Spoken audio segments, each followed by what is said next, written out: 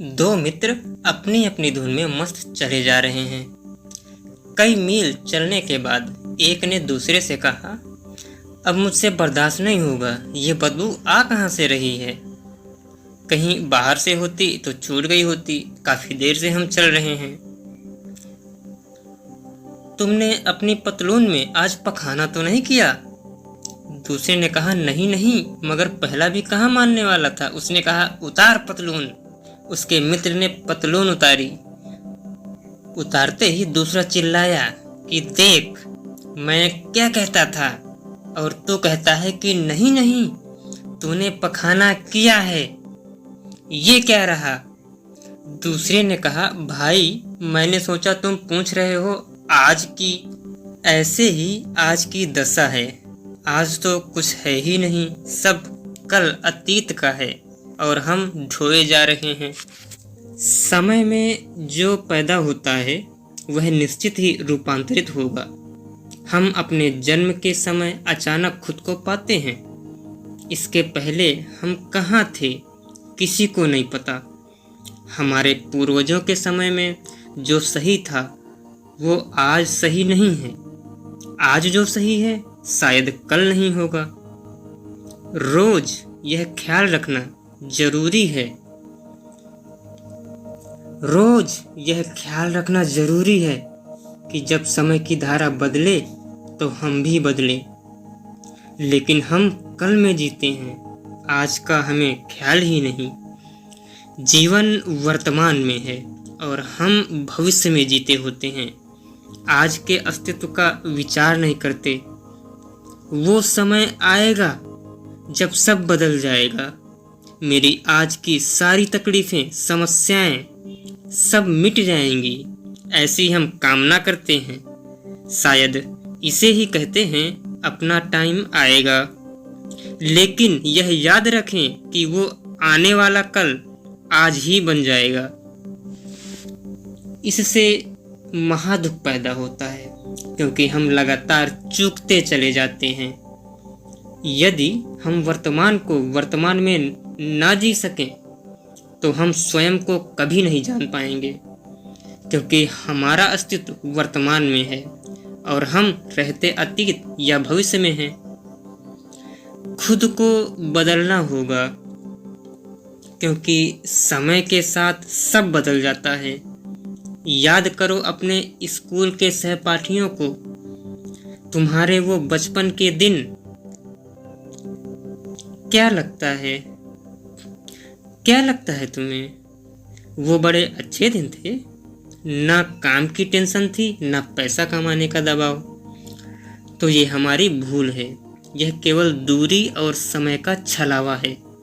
समय के साथ हम अपनी घुटन, पीड़ा, समस्याएं अपने लिए भूल जाते हैं और याद रह जाता है तो केवल उस समय के आनंदित पल। हम नादान थे, अतः वह समय कट गया। पर यदि आज काटना पड़े तो बड़ी मुश्किल होगी।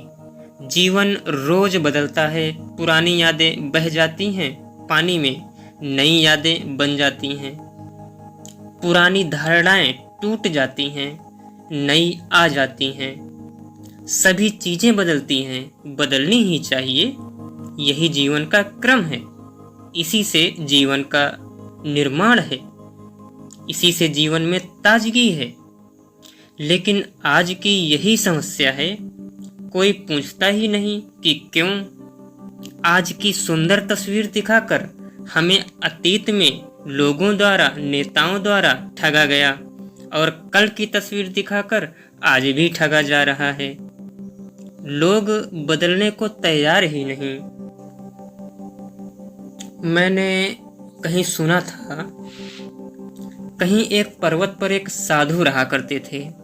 एक दिन वे अपने शिष्य को नदी के तट पर ले गए। संध्या का समय था, सूर्य अस्त होने वाला था। शिष्य बोला, मेरा मन अशांत है, बड़ी बेचैनी होती है। मैं चाहता हूँ कि सुख सदा बना रहे और दुख कभी ना आए। मेरे प्रियजन वैसे ही बने रहें जैसे कि आज हैं। समय उन्हें छू ना सके। साधु गंभीर हुए, मुस्कुराए और फिर बोले, तुम इस नदी को देख रहे हो? क्या तुम इस नदी को एक साथ 2 बार देख सकते हो?